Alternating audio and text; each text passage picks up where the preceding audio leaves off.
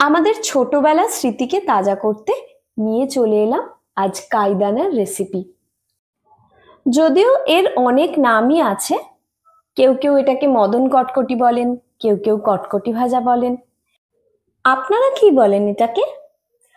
নমস্কার বন্ধুরা, অপালার রান্নাঘরে সকলকে স্বাগত জানাই।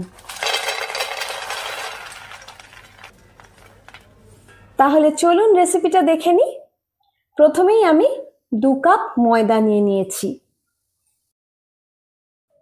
এবার এর মধ্যে দিয়ে দিচ্ছি 1/4 কাপ পাউডার্ড সুগার। এমনি চিনিকে মিক্সার গ্রাইন্ডারে দিয়ে গুঁড়ো করে নিয়েছি। দিয়ে দিলাম 2 টেবিল চামচ মিল্ক পাউডার, 1/2 চা চামচ নুন, 1 চা চামচ কালো জিরে। এবার সব শুকনো উপকরণগুলোকে ভালোভাবে মিশিয়ে নিলাম। 1/4 কাপ সাদা তেল এর মধ্যে দিয়ে দিলাম। এবার তেলটাকে সমস্ত শুকনো উপকরণগুলোর সঙ্গে খুব ভালোভাবে মিশিয়ে নিচ্ছি।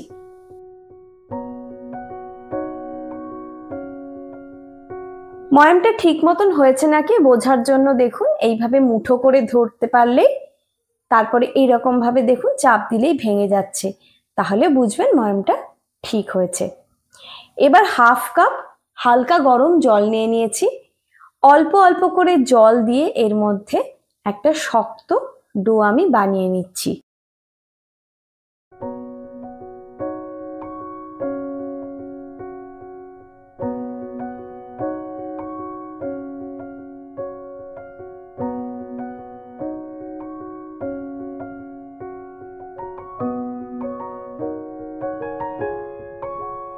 ময়দাটা মেখে নেওয়া হয়ে গিয়েছে। আশা করি এটা আপনারা দেখে বুঝতে পারছেন ডোটা কেমন টাইপের হয়েছে। এটাকে এবার আমি মিনিট 20 জন্য ঢাকা দিয়ে রেস্টে রেখে দেব। 1/2 কাপ জলের থেকে এই 1 টেবিল চামচ আর এই 2 টেবিল চামচ, 1/2 কাপ জলের থেকে 2 টেবিল চামচ জল আমার বেঁচে গিয়েছে ময়দাটা মাখতে। 20 মিনিট পরে আবার একটুখানি আমি মেখে নিলাম ময়দাটাকে। এইবার এই ডোটাকে দুটো ভাগে আমি ভাগ করে নিচ্ছি।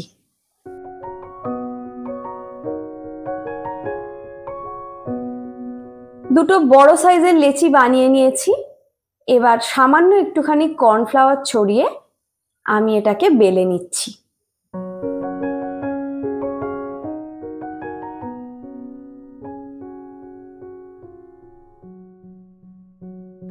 খুব বেশি পাতলা এটাকে বেলা যাবে না, থিকনেসটা কতটা হবে সেটাও আমি আপনাদেরকে দেখিয়ে দিচ্ছি। একটু চৌকো টাইপের শেপ করে আমি বেলার চেষ্টা করেছি, দেখুন এতটা মোটা রেখেছি। এবার একটা ছুরির সাহায্যে প্রথমে ধারগুলো আমি কেটে বাদ দিয়ে দিলাম।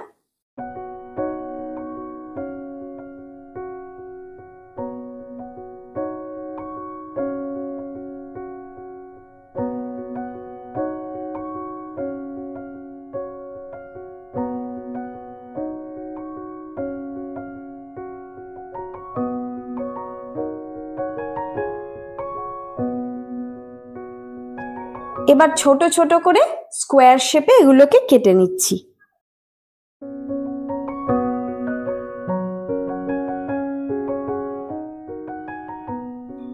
এগুলোকে সব কেটে নেওয়া হয়ে গিয়েছে। এবার ছুরির সাহায্যে এগুলোকে একটু তুলে আলাদা আলাদা করে দিচ্ছি। এইগুলো যাতে একটু গায়ে গায়ে লেগে লেগে না যায় তার জন্য এর মধ্যে সামান্য একটু কর্নফ্লাওয়ার আমি ছড়িয়ে এইভাবে একটা থালার মধ্যে এগুলো উঠিয়ে রাখলাম। একইভাবে অন্য লেচিটাকেও বেলে তার থেকেও আমি কাইদানাগুলো কেটে নিয়েছি। কড়াইতে সাদা তেল দিয়ে দিলাম, তেলটাকে ভালোভাবে গরম করে নিলাম।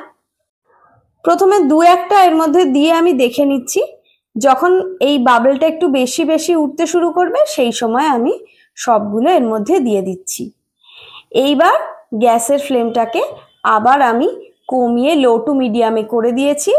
তারপর সমস্ত কাইদানাগুলো হালকা বাদামি রং করে আমি ভেজে নিচ্ছি। একটা লট ভেজে নেওয়ার পর পরের লটটাকেও একইভাবে আমি ভেজে নিয়েছি। তাহলে দেখলেন তো কাইদানা বানানোটা ঠিক কতটা সহজ, আর এটা খেতেও খুবই মজাদার। চায়ের সঙ্গে যেমন ভালো লাগে, শুধু মুখেও কিন্তু খুব ভালো লাগে। আমার আজকের রেসিপিটা কেমন লাগলো অবশ্যই কমেন্টে জানাবেন। আর ভালো লাগলে ভিডিওটাতে একটা লাইক দিয়ে চ্যানেলটা সাবস্ক্রাইব করার অনুরোধ রইল। সবাই ভালো থাকবেন।